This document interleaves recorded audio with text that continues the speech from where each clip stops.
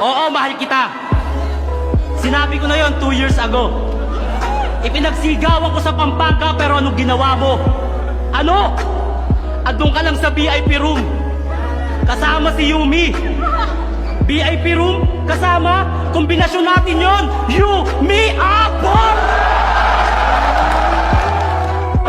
Yung pagkatalo mo kay Jonas, masyado mong dinamdam. Sa bagay, gaya naman tayo, lumalayo para sasaktan. Tumingin ka nga sa akin.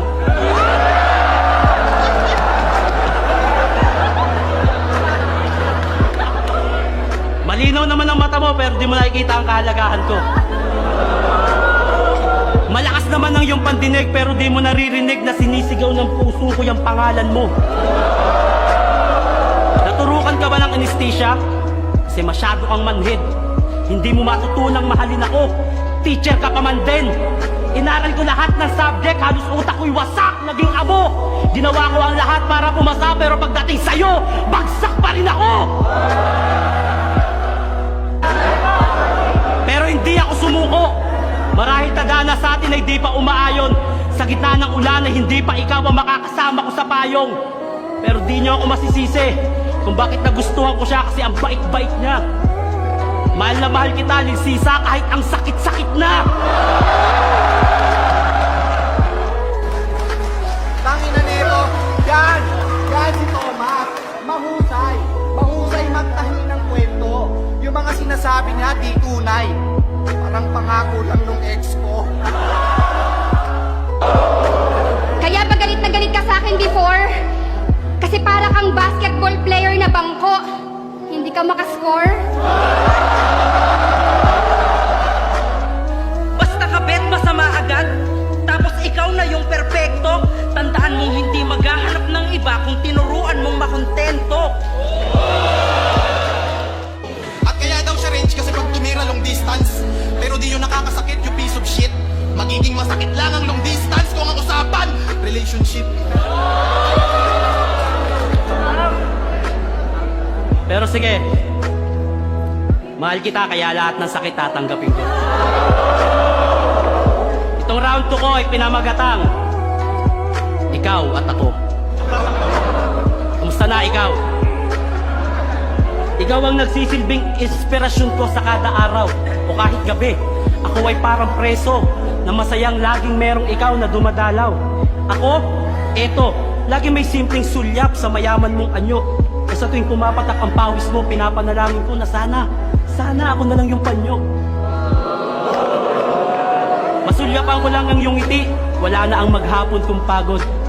Ang iyong mga kamay na malapor sila na sa aking likod ang ninanais kong humagod. Lahat ng to pangarap ko habang nakatitig sa malayo. Ngunit nasasaktan ako sa tuwing naiisip ko na lahat ng to ay malabo. Kasi si ikaw ay hindi pinapansin, si ako tila babagong salta't dayo. O baka di ko lang talaga matanggap na ikaw at ako ay malabong maging tayo. Hindi sa lahat ng pagkakataon, kabet ang magpaparaya. Kayo tong masukistang nagtitiis at di marunong magpalaya. Oo, mali, pero sa kabilang banda, di mo ba nakukuha ang punto? Ang tunay na loyal kahit may lumandi, di yan natutukso. Kaya kasalanan ko ba na nagmahal ako ng taken? Kung wala nang ti sa'yo, kaya nasabi ko ng akin. Bakit? Ano bang pinagmamalaki mo sa amin? Na magaling ka dati? Ano naman? Mahaba na ang panahon lumipas. Ikaw ay napag-iwanan.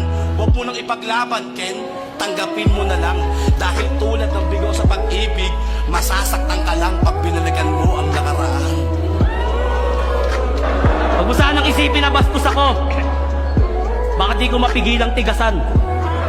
Tigasan ng kamao at makipag-away na lang kung saan. Kasi itong history ng nararamdaman ko sa'yo, mahihiya ang geology. Sa sobrang lalim yung agriculture, magta-transfer na sa anatomy. Walang makakasukat ng nararamdaman ko kahit gumamit ng hydrometer, tangina. Geology, anatomy, hydrometer, walang koneksyon lahat yun. Ang importante, mahal kita! Buntis ako. Masama sa akin ang ma-stress at makaramdam ng ganito. Pero mas masama kung hahayaan ko na lang kayo sa katarantaduhan nyo.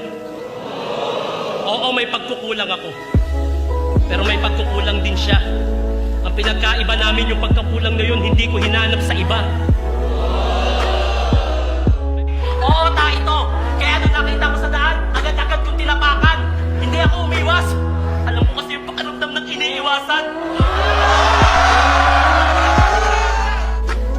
Move on din ako. Mawawala din tong sakit kahit matagal. Kesa patawarin kita, magsama ulit tayo kahit alam kong hindi mo na talaga ako mahal. Natagpuan na si Nemo at Dory, sana mahanap mo na pag-ibig mo sa akin, punyeta. Pakiramdam ko minsan ako si Papa Jesus kasi kailangan mo lang ako pag meron kang problema. Mabait ka, Julia. Pwede mo pang itama yan, alam kong hindi ka masama. Deserve mong magkaroon ng second chance at hindi mo deserve maging pangalawa. Wala daw ako sariling pagkatao o sariling katauhan. May punto ka nga. Kasi si Shernan wala na. Nasa puso mo na. Pero teka, di ka naman mukhang si Ryzen. Mas kamukha mo yung gurang sa commercial ng Boysen. Ano, puro pagpapatawa ba? Puro pagpapatawa? Natural, ayoko magseryoso. Kasi lahat ng sineryoso ko, putang ina, iniwan ako!